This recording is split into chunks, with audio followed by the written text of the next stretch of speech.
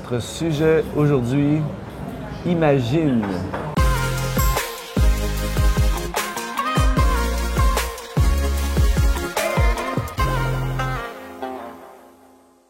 Bienvenue sur exponentiel.net. Quel plaisir d'être à Libreville, au Gabon, avec mon précieux ami, le révérend Michel Ambouroué, avec qui nous avons fait plusieurs capsules déjà, et qui est un pasteur, un enseignant, on l'appelle le docteur, un enseignant extraordinaire, un orateur qu'il faut absolument que vous puissiez entendre, qui est un écrivain, un poète, un chanteur, et avec qui on a la chance aujourd'hui de faire cette capsule. Aujourd'hui, on veut parler de l'imagination. Imaginer notre vie, imaginer notre futur, tout ça. Et en fait, cette capsule a été activée ou initiée par une conférence qu'il a faite cette semaine où tu as parlé. Bienvenue, Michel. Merci. Tu as fait un enseignement lors de la conférence où tu as parlé d'imaginer. Tu as dit « imagine ta vie, imagine ». Et lorsque je t'ai entendu, ça m'a parlé profondément. Mais la première pensée qui me venait à l'esprit, c'est il faut absolument qu'exponentiel.net, on fasse une capsule avec ça. Donc, est-ce que tu te permets d'imaginer? Oui, vraiment, aujourd'hui, beaucoup plus que par le passé. Grandissant, j'étais assez doué au dessin, mais les dessins qui me posaient le plus de problèmes, c'était les dessins que je devais imaginer. J'étais super dans le fait d'avoir quelque chose en face des yeux et de le reproduire. Même si ça, de mon point de vue, c'est un des aspects de l'imagination. Mais je me permets d'imaginer constamment aujourd'hui parce que tout ce qui existe, avant d'exister, n'existait pas. Et j'ai aimé ce que tu as dit pendant la conférence, c'était super. Quand tu as fait le bilan de toutes les choses qui n'existaient pas il y a 10 ans. Ouais. Tu vois, c'était extraordinaire parce qu'on ne se rend pas compte, il n'y avait pas WhatsApp, quelqu'un l'a imaginé, il n'y avait pas Facebook, quelqu'un l'a imaginé, il n'y avait pas Snapchat, il n'y avait pas Instagram. Il n'y avait même pas iPhone. Il n'y avait pas iPhone. Une vie sans iPhone. Ouais. Wow.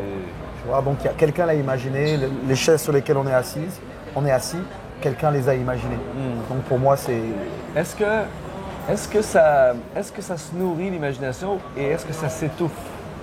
De mon point de vue, oui. Je crois que ça se nourrit par les personnes avec lesquelles on est en contact, les livres qu'on lit, les films qu'on regarde, les musiques qu'on écoute. Et ça s'étouffe par les gens qui nous interdisent de rêver. Ou par les choses qu'on accepte comme des dream killers, des tueurs d'imagination. Être avec toi, c'est nourrir mon imagination. Il y en a d'autres. Impossible d'avoir des conversations sur quelque chose qui n'existe pas.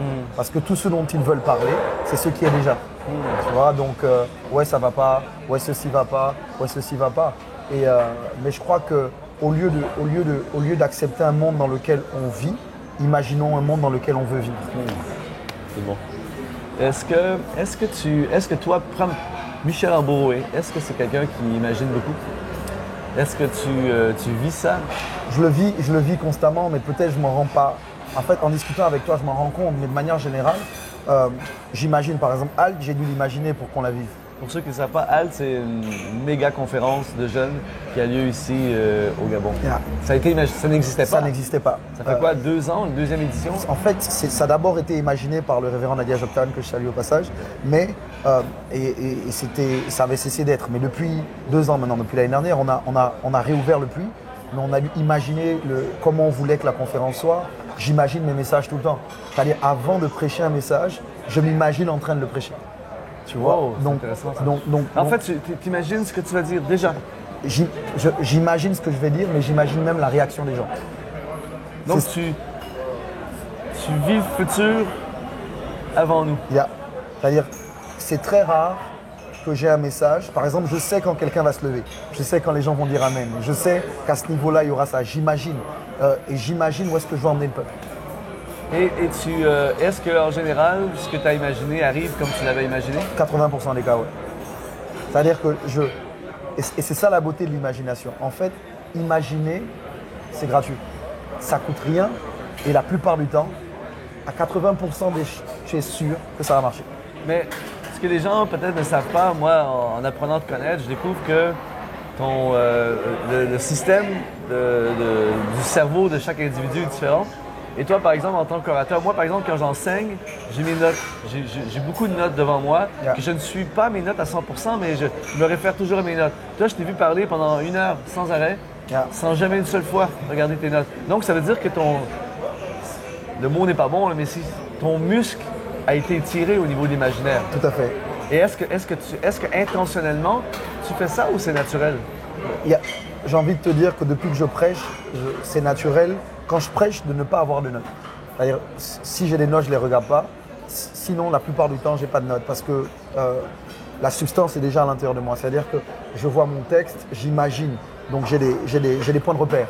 Tu vois? Et quand je parle, j'ai quelque chose dans l'arrière de mon cerveau où je vois le texte. Donc, mais quand j'enseigne, c'est différent. Parce que quand j'enseigne, j'aime écrire. J'écris même les phrases. C'est-à-dire, j'écris même mon intonation. J'écris l'exemple.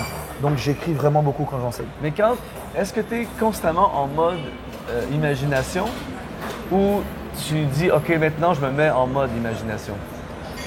J'imagine, je prends 1 heure pour imaginer. Je provoque mon imagination. C'est-à-dire, il y a des moments, c'est intentionnel. Il y a des moments, c'est clairement intentionnel. Il y a des moments où, par exemple, je vois rien. Je vois rien, j'arrive pas à voir le futur. Et je reste jusqu'à ce que je le vois. C'est-à-dire, parfois, je m'enferme. Parfois, j'ai de la musique autour de moi. Parfois, pour un texte, je le lis jusqu'à ce que je vois autre chose, jusqu'à ce que j'ai une percée. Quand il s'agit d'un programme, j'imagine jusqu'à ce que je vois le futur. Donc, imaginer prend du temps. C'est pas un truc instantané. Imaginer prend du temps. Imaginer demande des efforts. Imaginer, c'est un travail. Tu es obligé, imaginer. L'imagination, c'est un muscle qu'il faut exercer. Qu'est-ce qui tue, à part le fait des personnes, on a dit des gens qui tuent l'imagination ou le rêve, mais à part de ça, est-ce qu'il y a des trucs dans la vie qui étouffent notre imagination? À chaud, comme ça, de mon point de vue, l'une des choses qui peut étouffer notre imagination, ce sont les succès du passé. Tu vois? Ça veut dire que comme quelque chose, je l'ai fait, ça a marché, je veux refaire exactement la même chose. Donc à ce moment, je m'interdis d'imaginer autre chose qui marche. L'adage, on ne change pas une équipe qui gagne. Tu vois? Ouais. Tu vois, toi et moi, par exemple, en termes de nourriture, on est quasiment identiques. C'est-à-dire que moi, si je vais dans un restaurant, poulet, steak, riz. Que Dieu te bénisse. Amen. J'imagine pas autre chose. Je ne me vois pas manger autre chose. Mais pour ceux qui sont de fins gourmets, des personnes qui aiment la nourriture, ils doivent essayer autre chose. Ouais. Tu vois, mais nous, on n'est pas comme ça. Ouais. Et ça tue notre imagination en termes de repas. C'est le seul endroit où on n'est pas explorateur, c'est là. Tout à fait. Donc, c'est super le mot. Pour imaginer, il faut être un explorateur. Il faut accepter de quitter les terres connues pour aller dans des terres inconnues. Donc, on peut s'imaginer une vie meilleure. Tout à fait. On peut imaginer une vie différente de celle qu'on a en ce moment. On peut imaginer une vie différente et on doit aller plus loin. On doit s'inventer une vie différente. L'imagination n'a pas de sens si elle ne donne pas naissance à une invention. C'est comme la révélation n'a pas de sens si elle ne produit pas une action. À quoi ça sert d'avoir un eureka si ça ne change pas quelque chose dans ma manière d'agir, dans ma manière de me tenir, de parler ou de faire? L'imagination doit donner naissance à une invention. Donc, on a une expression chez nous au Canada, je pense pas que vous dites ça ici, mais on parle de gens, des fois, il y a des individus où on dit « ils rêvent en couleur Yeah. ». Quelqu'un qui rêve en couleur, c'est quelqu'un qui a jusqu'à un certain point d'imagination, mais toute sa vie, il va rêver en couleur, mais il va jamais rien réaliser. Donc, comment on fait la transition entre l'imagination et l'invention? Le mot, l'action. Imagination, action, ça donne naissance à une invention. C'est-à-dire il faut agir. Revenir sur l'imagination ou le rêve. Joseph a un rêve. Son premier rêve, ses frères le combattent. Son père lui dit « qu'est-ce que tu veux dire ?» Mais la Bible dit « Joseph fit un autre rêve ». Tu vois. Et pour moi, c'est l'une des choses qu'il faut faire. C'est-à-dire le processus de l'imagination, c'est j'ai rêvé, ça n'a pas marché parce que j'ai agi, mais je n'ai pas réussi à donner naissance à ce que j'avais vu. Je ne m'arrête pas là. J'ai un autre rêve. Tu vois, bon, tu as parlé de rêve en couleur. Moi, je dis aux gens, si tu as fait un rêve en noir et blanc, tu as combattu pour ça, va plus loin, rêve en couleur. Tu as rêvé en couleur, on t'a combattu pour ça. Rêve en 4D, rêve en HD, rêve en 4K. C'est-à-dire qu'il faut réussir à toujours se dépasser. Ne t'arrête pas de rêver, ne t'arrête pas d'imaginer. Et après, invente. Le texte de Jérémie 29, 11. Car, et c'est Dieu qui parle, car je connais les projets que j'ai formés sur vous, dit l'Éternel, projets de paix et non de malheur, afin de vous donner un avenir et de l'espérance. Le mot hébreu pour former donne aussi le mot inventer dans notre langue, en français. Donc, on relirait le texte comme ça, car je connais les projets que j'ai inventés sur vous. Donc, même s'il n'y avait aucun projet sur toi, Dieu l'invente. Et comme on n'est pas à l'image de Dieu, on est des inventeurs. Et nous sommes des inventions. Et nous sommes des inventions, c'est super. Mais tu as dit tout à l'heure, c'est fou cette pensée en hébreu d'inventer quelque chose. Et l'invention commence dans l'imagination. Tout à fait. Tu as dit tout à l'heure quelque chose qui va capter mon attention. Tu as dit on s'interdit de. Donc, est-ce que tu crois qu'il y a des gens qui s'interdisent d'imaginer? Est-ce que ça t'est déjà arrivé ou est-ce que ça t'arrive? Ça m'est arrivé et ça m'arrive parce que la plupart du temps, et il faut que vous écoutiez les autres capsules qu'on a fait ensemble. Elles apparaissent sur le lien en ce moment. Parce que, par exemple, l'une des choses qui peut nous emmener à s'interdire d'imaginer, c'est d'où on vient. Okay? C'est notre passé, c'est notre background. On se dit, quand un rêve vient, parce que certains de nos rêves, c'est même pas qu'on les imagine, c'est qu'ils sont déposés à l'intérieur de nous. On les a captés, c'est-à-dire il y avait plein de rêves, plein de choses dans l'imaginaire. On a réussi à se connecter à quelque chose, mais on le rejette. Parce qu'on se dit, c'est pas pour moi, c'est trop grand, c'est pas possible. Et je crois, j'ai une citation qui me vient dans la tête. L'idiot du village ne savait pas que c'était impossible, donc il l'a fait. Tu vois. Et donc, l'une des choses qui bloque notre capacité à inventer, c'est parfois ce qu'on sait, ou ce qu'on sait mal, tu vois, ou les restrictions qu'on nous a imposées. Par exemple, il n'y a jamais eu d'avion avant, on dit personne ne peut voler comme un oiseau. Sauf que celui qui invente, il n'y croit pas à ça. Il ne croit pas que ce soit la fin. J'aime ce que tu dis quand tu dis il y a autre chose. Ouais. Il y a autre chose, et c'est la vérité. Tout ce qui existe aujourd'hui n'est pas la finalité, il y a autre chose. J'aime cette déclaration d'un de mes mentors, Miles Monroe, qui disait souvent le pire ennemi de la vision, c'est la vue. Yeah. Souvent, ce qu'on voit nous vole ce qu'on pourrait voir. Tout à fait. J'aime. Miles Monroe, c'est un monstre. Et ton imagination, toi, est-ce que tu la limites? Est-ce que tu la gères? Est-ce que tu la contrôles? Ces dernières années, j'ai appris à la relâcher. En fait, je m'entraîne à ne pas me donner de limites. Et d'ailleurs, c'est ça la foi. Une ferme assurance des choses qu'on espère, une démonstration de celles qu'on ne voit pas. J'aime trop. C'est-à-dire ce que les gens ne voient pas. Toi, tu le vois. Tu vois. La foi, c'est la force opérant l'impossible.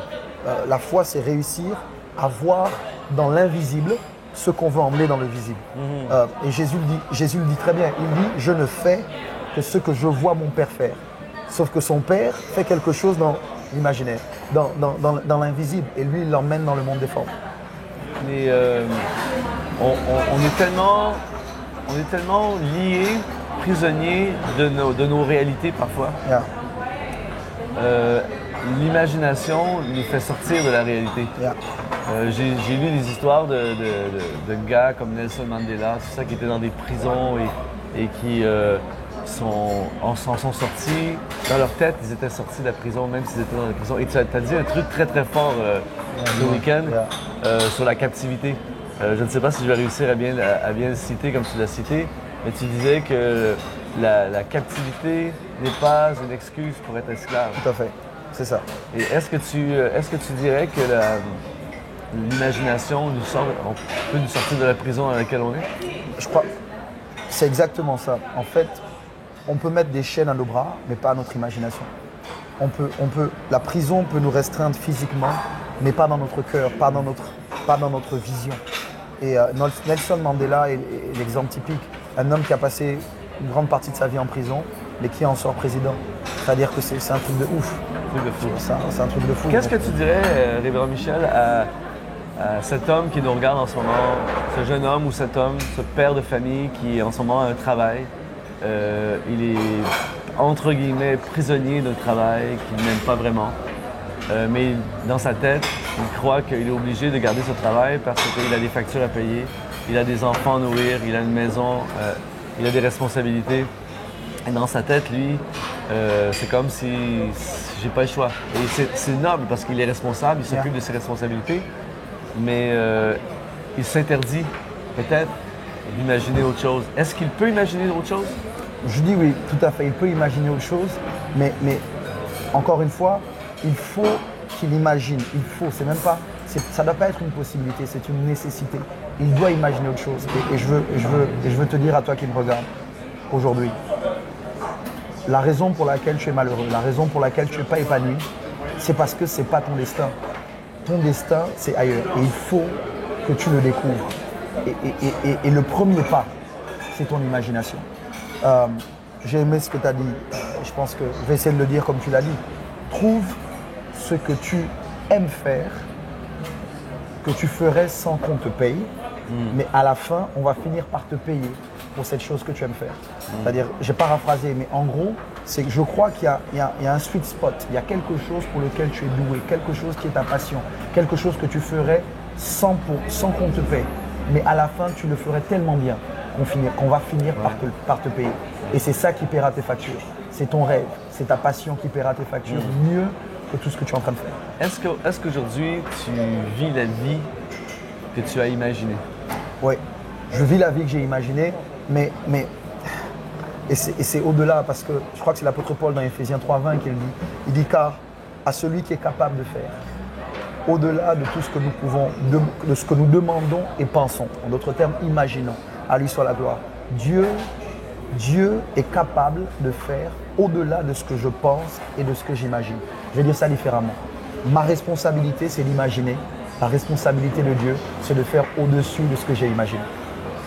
Donc, je peux imaginer un futur et ce que j'imagine peut se réaliser et au-delà. Au-delà. Avec Dieu, tout est possible. Car rien n'est impossible à Dieu, tout est possible à Dieu, tout est possible à celui qui croit. Je crois que l'imagination, en fait, même la prière, tout ce que vous demandez en priant, croyez que vous l'avez reçu et vous le verrez s'accomplir. Donc, on l'a imaginé? On l'a imaginé.